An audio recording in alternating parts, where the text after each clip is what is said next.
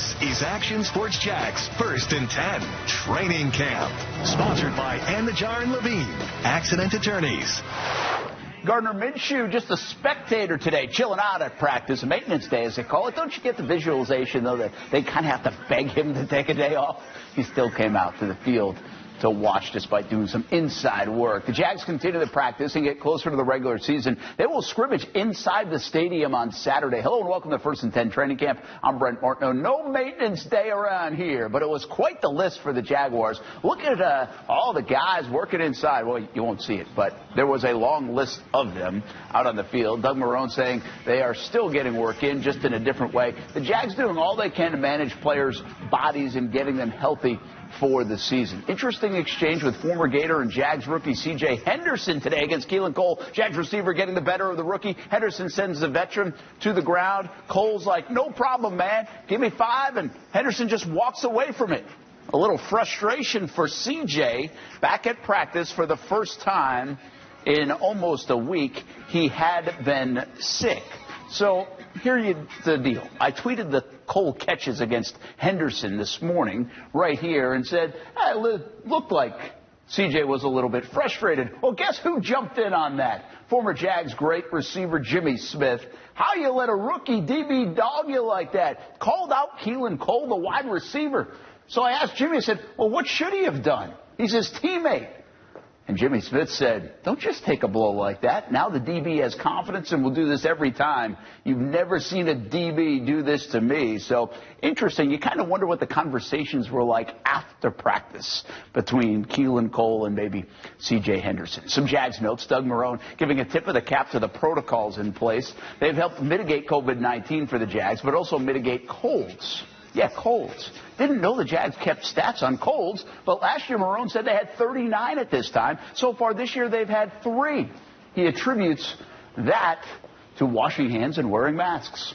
Also, I got an email from Ticketmaster today about single-game tickets on sale. So the crowd is still a go for now here in Jacksonville. They will have about 17,000 capacity. Doug Marrone also praised these guys right here, the Duval dozen, and even the rookies that were not drafted here in 2020. There's a lot of buy-in from the players right now, and that includes the young guys. Listen to the coach.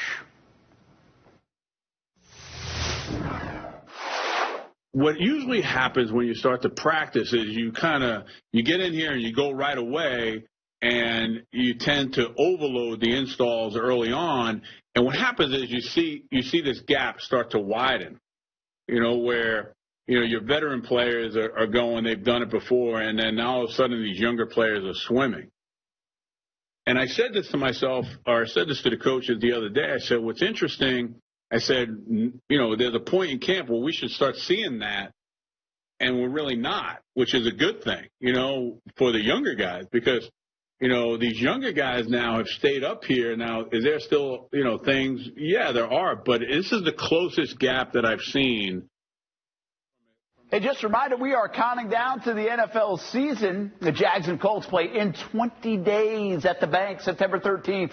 Getting closer and closer, which is kind of cool. Another sign football season is here. Happened today. The high school football players started practicing. We visit a couple of camps coming up next.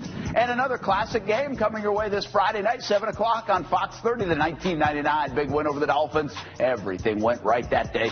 As you can see, we're working extremely hard here to make sure that your experience at Clay for events this year are safe. Well, high schools are trying to think of everything, right? A little tutorial at Clay High on social media today on how they will try to have fans in attendance at high school football games this fall, and you get a little glimpse of it right there. More football, high school football starting today across the state, along with all fall sports in terms of practice. Many wondered if we would even get to this point. Action Sports Jack, Stuart Weber, with a couple of stops on the high school tour today.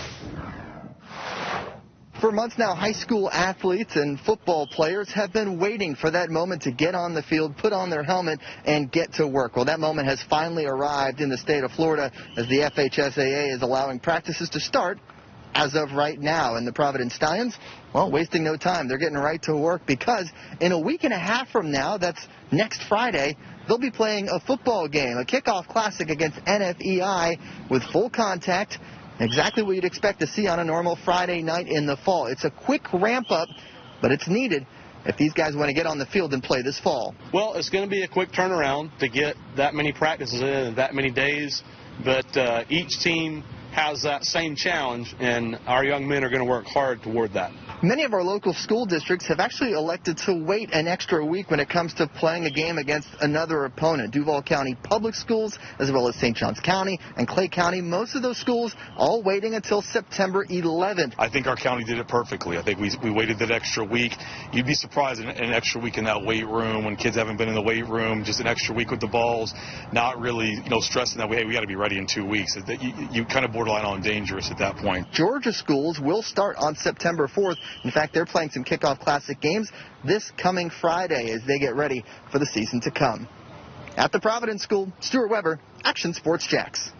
Here are some of the games that will happen on September 4th. That is just around the corner. Bradford at Baker County, Fernandina Beach at Yulee, and West Nassau at Palatka. A friendly reminder, the Action Sports Jax Dream 18 Golf Tournament is 3 weeks from today. Sign up, have some fun, all for a good cause at the Golf Club of Southampton. September 14th, Action Sports Jax, Dream18.com to register. Welcome back, everybody. Look at the AP Top 10 in the college football poll. The Florida Gators coming in at number 8. There you see Alabama and Georgia in the top 4. Feels like the top 4 have been the same for a decade.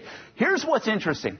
The Big Ten and Pac-12 schools like Ohio State and Oregon and Penn State, well, they're not playing football this fall. So the next time this poll comes out, their names won't be on it.